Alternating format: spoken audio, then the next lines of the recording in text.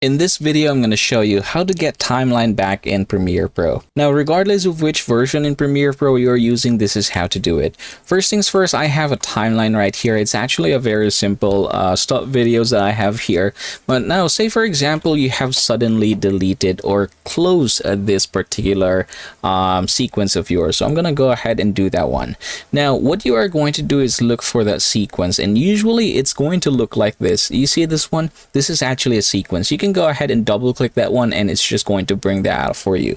Now, what if, say for example, you have closed the timeline? So I'm going to go ahead and close that, and you can see that it's not here anymore.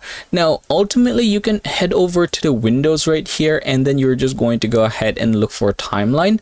Alternately, you can use the shortcut Shift 3 in order to bring it back. So if I were to go ahead and click that one, you can see that there's an additional here. So we're just going to bring that up. There you go. And then we're going to go ahead and open the timeline, which is this one right here. So that is the easy part. Now, what if, say for example, you missed the entire thing? Let's see, this thing is here, it's gone.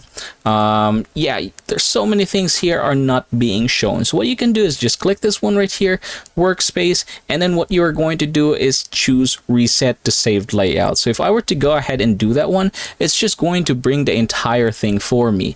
So yeah, that is the simplest way in order for you to retrieve your timeline back here in Premiere Pro. If you found this video helpful or informative, please consider hitting the like button and subscribing to the channel. Also, feel free to share in the comments how this video has helped you.